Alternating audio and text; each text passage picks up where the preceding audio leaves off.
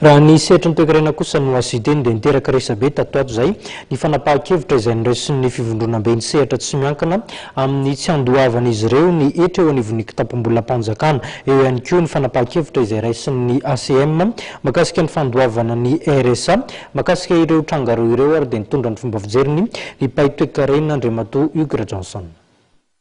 Samy tanany heviny na ny avy eo anivon'ny sampandrarany hetra etsy andaniny izay manamafy fa tokony anao ny fanambara-ketra sy handoa izany ao anatin'ny fe-potoana lazain'ny lalàna eny anivon'ny sampandrarà efa voatondro ireo mpandoa hetra na ireo fivondronan'ny sehatra tsy miankina etsy ankilany milaza fa any anaty kôty mihipoka no androtsahan'izy ireo izany. Ny mpahay toe-karena Hugues Rajaonson dia manome rariny ireo mpandrarà. Le izy aloha zany eo amin'ny lafiny tena politika. Le politika le resaka fitondram-panjakana zany dia hitako hoe rariny sy hitsiny mihitsy nen'ny opérateur satria tsy fantatra tsony mihitsy zao izy no mitondra fanjakana samy ohatrany tsisy manaraka lalàna na anankiray aza ka izy rery ve no asena manaraka lalàna dia nindrehetra afaka mandany io lalàna io.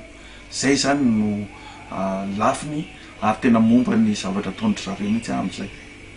Eo amin'ny lafiny indray hoe toe-karena dia ny tsy fandoavany amin'izao fotoana izao anie dia tsy milaza zany fa tsy handoana io izy fa tokony ho jerena ihany amin'ny lafiny rehetrarehetra hoe inona no antony mahatonga ny zareo manao an'izay dia tsotra te hivahan'le crise politique izy dia rehefa mivaha le crise politique dia alain'ny direction générale des impôts fotsiny le vola zay ao anatin'le compte séquestre.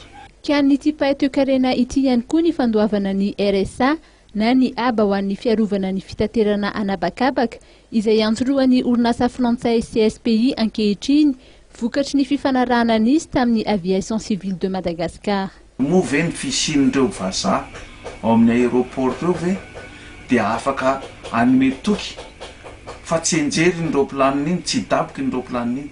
Ny anazy zany any amin'le tena izy mihitsy zany no jereko. Dia faharoany manarakaraka an'izany dia amiko dia mbola anti économique ihany io.